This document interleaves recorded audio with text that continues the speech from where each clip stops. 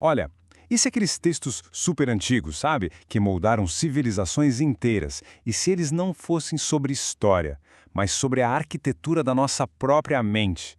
Pois é, essa é a proposta, assim, super audaciosa da trilogia de Alexandre Leal. A ideia é que existe um mapa da consciência humana escondido bem na nossa frente.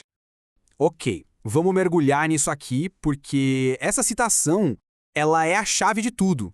O convite é o seguinte: parar de ler esses textos como se fossem um simples relato do passado e começar a enxergar eles como, sei lá, um manual de instruções do nosso sistema operacional interno. É uma virada de chave, sabe? Uma mudança de perspectiva que, nossa, redefine completamente o jogo.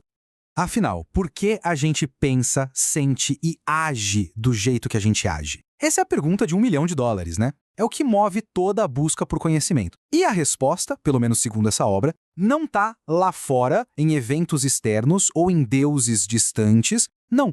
Ela está aqui dentro, na estrutura simbólica que está operando dentro da gente a todo momento.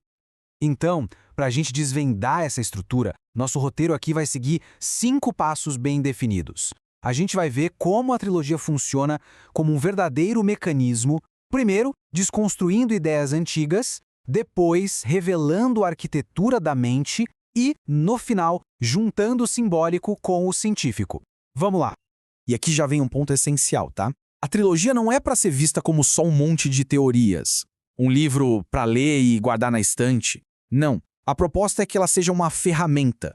Ela foi pensada para ser um mecanismo que age diretamente na mente, sabe? Que vai reorganizando a percepção de quem passa por ela. É muito mais uma experiência do que uma simples leitura. E essa construção é super metódica, quase cirúrgica. Pensa assim, o primeiro livro chega e limpa o terreno, sabe? Ele desconstrói aquela ideia de um Deus externo. Aí o segundo livro vem para revelar o que tem embaixo desse terreno, a própria estrutura simbólica da mente. E, por fim, o terceiro livro pega todo esse entendimento e, pá, usa para ativar um estado de consciência muito mais integrado, muito mais potente. Beleza, entrando agora no primeiro movimento, aqui a figura de Jesus é totalmente reformulada, é radical. Ele deixa de ser aquele ícone religioso tradicional para se tornar, olha que interessante, um mestre da engenharia emocional. Um pedagogo que entendia, lá no fundo, os mecanismos da mente humana. E é aqui que está a grande virada que a obra propõe. De um lado, a gente tem o Deus institucional, aquele externo, dogmático, que é mais falado do que sentido. Do outro lado, um Deus que é pura experiência. Uma força interna, consciente, que é vivida, não só acreditada. O convite é claro: sair do campo da crença e entrar no campo da consciência. Mas como é que se acessa essa tal consciência? Bom, o primeiro passo é entender o que está bloqueando o caminho. E a trilogia aponta para 3 pilares bioquímicos que literalmente paralisam a mente: medo, culpa e vergonha. A pedagogia proposta é basicamente um método para desarmar essas 3 travas, uma por uma. Beleza, agora a gente avança para o segundo movimento, para a arquitetura da mente. E aqui a investigação vai mais fundo, na própria estrutura do pensamento. A tese central é a seguinte: a nossa mente não opera com palavras, mas sim com símbolos. Os nossos circuitos mais profundos eles são moldados por imagens, por padrões arquetípicos, coisas milenares. E o que isso quer dizer na prática? Quer dizer que muito daquilo que a gente chama de nosso, sabe? Nossos pensamentos, nossas reações, emoções, na verdade são ecos. São reverberações de padrões simbólicos muito antigos que ficam ressoando através da gente, moldando como a gente enxerga a realidade. É exatamente aqui que essa releitura dos textos antigos ganha uma força gigantesca. O deserto da Bíblia, por exemplo, deixa de ser um lugar geográfico, com areia e tudo, e passa a ser a representação neurológica de um período de isolamento, de provação. O sacrifício não é mais um ato literal, e sim um estágio no desenvolvimento da consciência. A história que era externa vira, de repente, um mapa do nosso território interno. E então, a gente chega ao clímax da obra. Aquele ponto em que o conhecimento intelectual precisa virar outra coisa.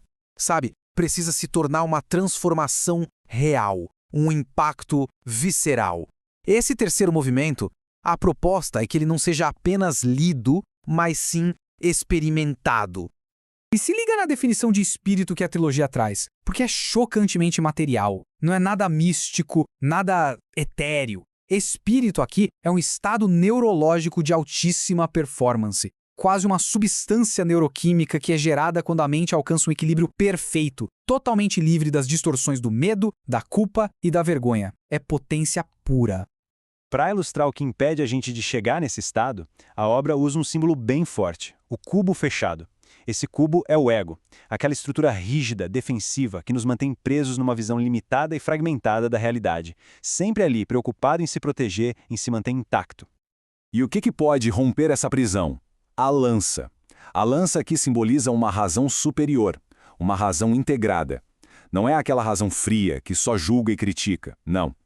É uma inteligência organizadora, que consegue perfurar as defesas do ego. E o objetivo não é destruir o ego, mas sim reorganizar ele, transformando-o num todo unificado e coerente. Com todas essas peças no tabuleiro, a gente finalmente chega na grande síntese. O objetivo final da trilogia é esse: dissolver aquela fronteira que a gente criou entre a sabedoria simbólica antiga e a ciência moderna. A ideia é mostrar que as duas, no fundo, estão descrevendo o mesmo fenômeno. E as conexões são muito diretas e bem provocadoras. Pega o símbolo máximo do sacrifício do ego, a cruz. Ele é colocado lado a lado com o córtex, a parte do cérebro que é a sede biológica do nosso pensamento mais elevado, mais integrado. A cruz e o córtex. Do mesmo jeito, o templo, aquele espaço físico sagrado, construído para se conectar com o divino, é visto como um espelho da arquitetura do cérebro, a estrutura biológica que gera a própria consciência. Ou seja, o lugar sagrado, no fim das contas, sempre esteve aqui dentro. E talvez a ponte mais poderosa de todas seja essa aqui, a ressurreição, aquela metáfora definitiva de renascimento, de transformação total. Ela encontra um parceiro científico perfeito na neuroplasticidade. Que é o quê? A capacidade já comprovada que o nosso cérebro tem de se reorganizar, de se refazer, de criar novas realidades. E a conclusão que surge de toda essa integração é inevitável. A exploração espiritual e a investigação científica não são caminhos opostos. De jeito nenhum. São só duas linguagens diferentes tentando decifrar a mesmíssima coisa, a única realidade que importa, a natureza da consciência. Só existe uma ciência, a da consciência. No final, a obra deixa essa questão no ar. A jornada interna, a busca por autotransformação, isso sempre existiu, é uma constante da experiência humana. Talvez o que estivesse faltando não era o mapa em si, mas uma linguagem capaz de traduzir esse mapa para os dias de hoje. Fica a grande pergunta: será que é essa a linguagem que a gente estava esperando?